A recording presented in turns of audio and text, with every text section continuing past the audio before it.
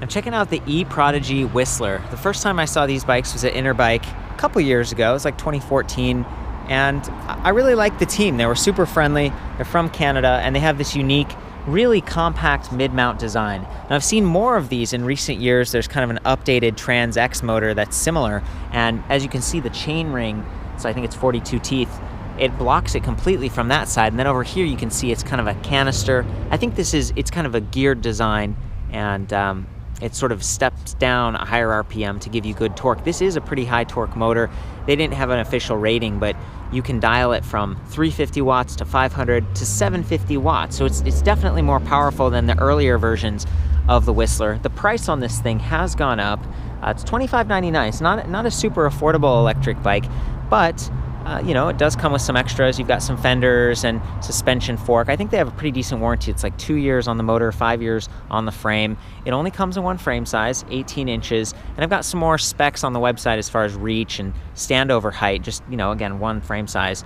You might need to raise the seat height. I'm here with Sam from Electric Bicycle Center. How are you going, buddy? Good, good. I wanted to point out, this is probably one of the easiest engines to take out and replace if you ever had to replace a motor.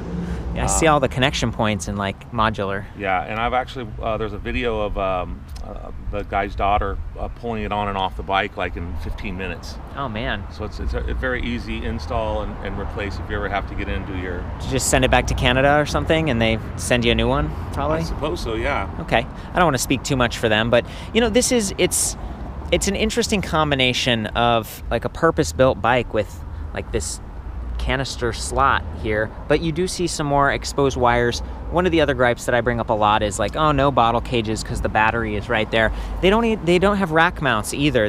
You'd have to use like a beam because they don't have the bosses. I guess this is more of like a kind of a trail bike. You know, it does have a suspension fork. There is lockout. I think it actually was pretty quiet, and you know, you have the power and stuff, but this isn't like a full mountain bike in my opinion. No, and with the full fenders too, if you're in weather that, you know, requires you to be riding in wet conditions, it's nice having the full fenders on the bike as well. Yeah, I do like that. You know, so again, it sort of seemed like a step up kind of commuter, but because you don't have the rack mounts, it's just like, oh, that's too bad. I kind of see that as a missed opportunity. Also, these pedals, I love Welgo. I love the length of them. Platform, they're solid, they've got these nubs, but they aren't as wide. They're kind of the narrow cut. I'm not sure why they went with that, but they look good on this frame. This is one of 3 colors. There's kind of the matte black. They have white and red as well. So there's some good options that way. Wanted to call out the adjustable angle stem right here. Pretty nice display panel. And it slides a little bit if you don't over tighten it. Backlit, monochrome, pretty big, pretty easy to see. And it's got a lot of different readouts, sort of a battery indicator, speed, 5 assist levels, and there's 0. You can't use the throttle in 0. It's just basically a cycle computer at that point. But when you do arrow up, then you can use the throttle. It seems like a full throttle override, like full power. Yeah. So I had fun with that. Like in the lower levels of assist, of course, you're going to get better range. Depending on how the watts are set up on your motor, if it's like a 350 watt versus a 750 watt with the full power, your range is going to vary. But this battery pack is like, you know, I think it's 48 volt, 11.6 amp hours. That's a lot, and it's fairly compact. Like this, so this is above average in terms of the battery. Yeah, they've improved it actually over the last year Whistler model. It's been changed, and this is one of the most powerful bikes I rode at Interbike when climbing up an incline. It had really good torque. Yeah, and it's surprisingly quiet. That was the other impressive thing. Of course, you know, this isn't like the Bosch system or Impulse with shift sensing. So when you power it on, it works pretty well here, but if you were shifting gears, there could be a little bit more mashing. It's just a cadence sensor in there, so it's not sensing torque or anything.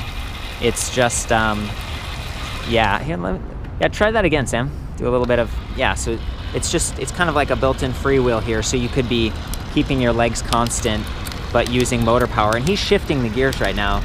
So it's pretty smooth, and depends, again, on if you're climbing and shifting simultaneously. This is 11 to 36 teeth on that rear sprocket. Shimano Alivio stuff, like decent. That's a, you know, a couple steps up. So there's like Tourney, Altus, Alivio. So, you know, a little bit up from the bottom. There's that lockout we were talking about before. I think this is probably an oil shock. It didn't feel like an air fork. The whole bike weighs 55 pounds, not super light, right? Some of that's the fenders and the higher capacity battery pack. 30.4 millimeters on that seat post. A lot of times I'm calling out, like, if you are going on a trail, it's nice to have some travel 80 millimeters up front. And the plush saddle is good, but you could always go with like a body float or a thud buster just to give you some even more comfort in the rear. These are 26-inch by 1.75 tires, so they're not super fat, and you look at them, they're hybrid tires. So that's my point again about this being maybe a hard pack trail bike occasionally, but to me it's really more like just a more fun city commuter type of bike, but without the commuter capacity. Like, that's what I keep. I'm trying to be positive here, but I wish it had that. Do have a kickstand, love that. 160 millimeter mechanical disc brakes, Tektro, and this one has the integrated bell. I love that. You've got the trigger throttle over here on the left pushing forward, and I've seen that on a few different bikes before, and it's like, is it a Canadian thing? No, I think it's that when you have the nicer shifters over here, these are also Shimano Alivio, they're the rapid fire. If you swap those for the big like thumb shifters up here, it's not as nice, and I don't like them as much. It's a trade-off, and you have to put it somewhere. But yeah, you have to. Then the throttle could go over here, but in this case, they put it on the left. You push it forward. It makes sense. Forward is go. The button pad over here, pretty easy to reach. And the majority of the time when you're riding a bike like this, you're in a pedal assist mode. And I only use the throttle like if I'm climbing a hill and I want to maintain my speed climbing that hill. Yeah. So I don't use the throttle very much on this bike. I'm usually in a certain level of pedal assist, and I find that cadence that I'm comfortable keeping pace with the bike. And then if I'm climbing a hill, I'll start to slow down, and instead of over here toggling up and down on power assist levels, I'll just ram that throttle, full throttle. And once I've conquered the hill, I let off the throttle, and I'm back to my intuitive ride at 18, 20 miles an hour. I like that. And speaking of speed, one of the things this bike does offer with that motor is not just power, but also a good range of speeds. Okay, so a lot of times with a mid-drive, you're kind of shifting gears to try to hit those higher speeds. It's like a manual transmission on a car. This one, I found that as low as like the fourth gear, 4 out of 9, you could still hit 20 miles per hour. So 4 or 5 gears. So anything above 4 or 5, you're definitely going to be hitting 20, and then the motor just cuts out. It kind of like you hit 20 and it's like legal, and it cuts out. And it's got a good spread on the gear ratio too, I find. That's plenty of gears for you to climb most hills with this amount of power. You really don't need more than that. You know, I've seen bikes that have 30 gears, for instance, and that's for like extreme uphill mountain biking conditions. In city, urban type environments, that's plenty. And that's a good point, Sam. Quick release front and rear on this, and they can do that in part because of the mid-drive. There's only one sprocket up here, so I was calling out before 42 teeth, 11 to 36. You know, there are more. If this was truly a mountain bike, you could get up to 40, you know, in the back. Yeah. But for 9 gears, you know, that's decent. A 1x9 works for this thing. The traditional frame, the high step, is also pretty strong, I think, and you can mount it to certain cars if you took the battery pack off. One of my complaints about the battery pack is that you have to press on and then you have to press on again. It's a 2-step process. I complain about that occasionally because there are systems like Bosch, for example, Yamaha, where you put the battery on and it's ready, and you press power up at the top and it goes. But those tend to cost a lot more.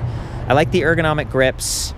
I think that's, I mean, pretty thorough on this thing. Maybe I should just hop on and give it a spin. Here we go. Is there anything else that comes to mind? Well, it's a Canadian-based company, and for us here in Southern California, you're not going to find eProdigy in very many locations. Yeah. So they shipped it down actually and just gave me the bike and said, we just want to have it on your showroom floor. Yeah. Sometimes it's harder to find certain brands in your area, so these kind of reviews are important for people to. In most instances, they'll probably have to order it online or directly from the manufacturer, perhaps. And sometimes they do go through shops. So this is Sam. He owns and runs the Electric Bicycle Center in Fullerton, California. He's got just a wide variety of electric bikes, and that's kind of why I come here and spend some time. And I feel like you're unbiased. We hang out, and I get your perspective from people who buy this and actually ride it potentially, not this bike, but other ones. You're also a lot bigger than me, right? You're heavier, you're taller. So a frame size that's limited, only one size, like that's one of the trade-offs we have fun talking about before the reviews. Yeah, we can get different feedback in riding the bike from our weight differences and how it performs between the two of us. What do you think on this? I mean, I like this bike. It's a decent bike. Price point wise, where does it fall in the category? You've got to look at what the other product is on the market, and you can decide whether it's the right fit for you or not. Yeah. In my opinion, it's a little expensive. I'm gonna hop on this thing and give it a go.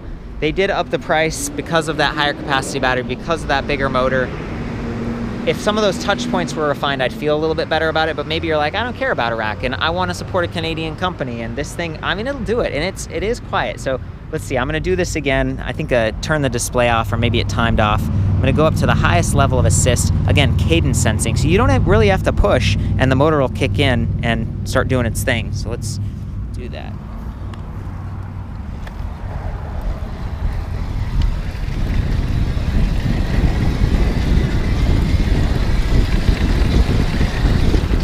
There we go, we hit our 20 right there, pretty fast. And the disc brakes are working pretty well. You know, there's a little bit more effort because they are mechanical, but you know, they're gonna stay cleaner and stuff. They're elevated from the tire. This time I might do a start and stop on the pedaling, just so you can see how responsive it is. So I'm shifting down, a little bit of mashing there because the motor was kicking in and we're at full power. Not too much, but you know, you do wanna be conscious of when you shift.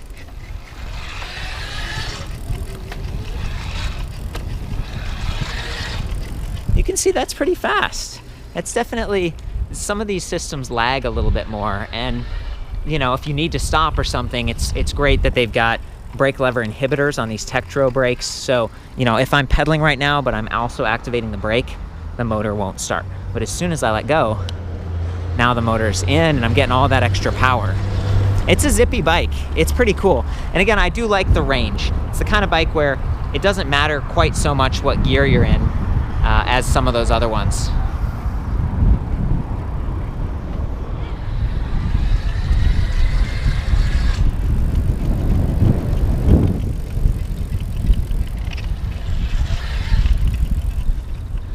Well, I think that's about it. Maybe you own the older Whistler or you've compared it to the new one. Definitely chime in. I just want to shout out again to the company. These guys are really chill, really positive, working hard to make something that's kind of unique in the world of electric bikes.